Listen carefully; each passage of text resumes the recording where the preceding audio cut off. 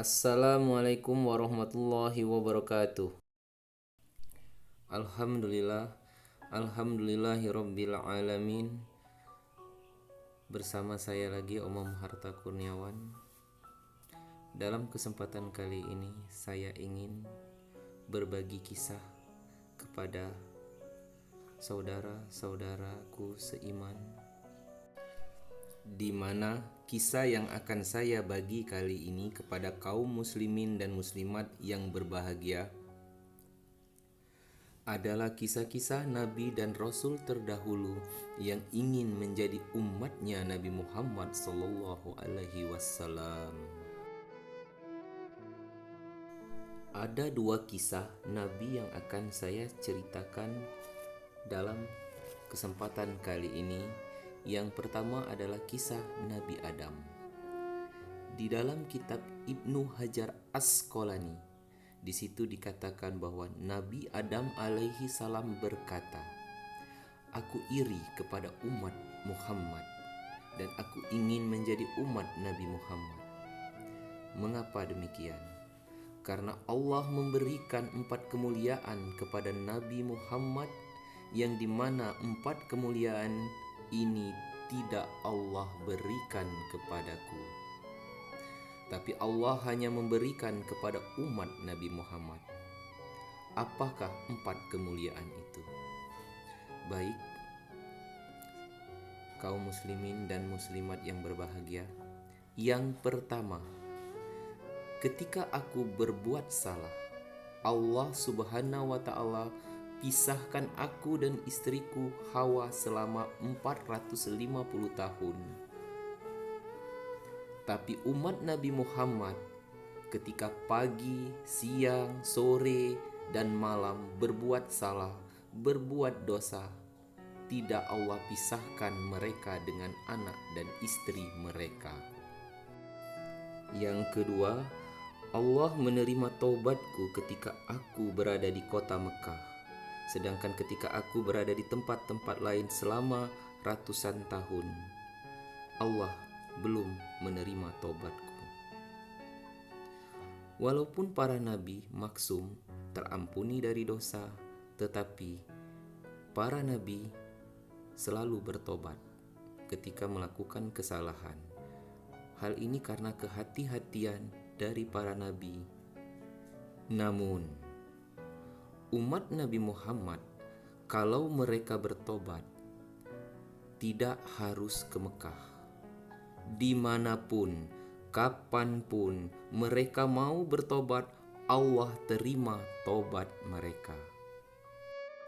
Yang ketiga, ketika aku memakan buah huldi dalam keadaan berpakaian, tiba-tiba Allah lepaskan pakaianku dan aku dalam keadaan telanjang. Namun umat Nabi Muhammad terbalik. Mereka berbuat dosa dalam keadaan telanjang, tapi tetap Allah beri mereka pakaian. Yang keempat, aku berbuat salah di surga. Allah turunkan aku ke bumi, di bawah kaki gunung Himalaya, sedangkan Hawa Allah turunkan di Jeddah, dan iblis Allah turunkan di Busrah, Irak. Namun umat Nabi Muhammad terbalik. Mereka berbuat dosa di bumi, tapi kalau mereka bertobat, Allah masukkan mereka ke sorga. Lalu Nabi Adam berkata, "Aku iri dengan umat Nabi Muhammad dan aku ingin menjadi umat Nabi Muhammad." Lalu kisah yang kedua adalah kisah Nabi Musa alaihi salam. Dikatakan bahwa Nabi Musa alaihi salam ketika beliau naik di atas bukit Tursina, beliau berkata, "Ya Allah, aku ingin melihat zat-Mu." Namun Allah berkata, "Wahai Musa, kamu tidak akan sanggup. Kamu tidak akan kuat melihat zat-Ku. Kamu akan hancur terbakar. Ketahuilah wahai Musa, antara aku dan hamba-hambaku ditutupi dengan 70.000 hijab.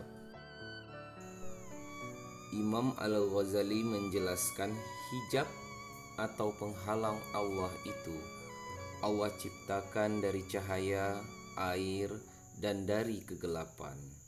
Di dalam penghalang Allah ada suara gemuruh air. Andaikan manusia Allah perdengarkan dengan suara gemuruh air yang ada di dalam penghalang Allah, maka seketika hati manusia itu lepas dari tubuhnya. Sungguh betapa dahsyatnya hijab Allah. Andaikan Allah buka penghalang tersebut, maka langit akan runtuh. Gunung berterbangan bagai kapas. Ketahuilah wahai Musa, 70.000 penghalang ini tidak akan kubuka kecuali untuk Ahmad dan umat Ahmad. Lalu Nabi Musa berkata, "Ya Allah, aku tidak bisa menjadi Ahmad, maka jadikanlah aku bagian dari umat Nabi Muhammad." Ya Allah, sungguh besar nikmat yang telah Engkau berikan kepada umat Nabi Muhammad SAW. Namun, di masa sekarang ini, banyak sekali dari kita umat manusia yang tidak bersyukur telah terlahir sebagai umat Nabi Muhammad SAW. Bahkan, tidak sedikit pula dari mereka yang keluar dari barisan umat Nabi Muhammad SAW. Ketahuilah wahai saudaraku, pintu surga baru akan dibuka ketika Nabi Muhammad SAW sebagai orang pertama yang memasukinya, lalu diikuti oleh seluruh umatnya, baru kemudian diikuti oleh para nabi beserta umatnya. Baiklah kaum muslimin dan muslimat yang berbahagia, mungkin hanya ini yang bisa saya sampaikan. Semoga bermanfaat. Dan yang terakhir saya ingin berpesan, mari kita mensyukuri nikmat yang telah Allah berikan kepada kita, yaitu nikmat sebagai umat Nabi Muhammad SAW. Semoga kita termasuk golongan umat Nabi Muhammad SAW yang pandai bersyukur. Amin. Wassalamualaikum warahmatullahi wabarakatuh.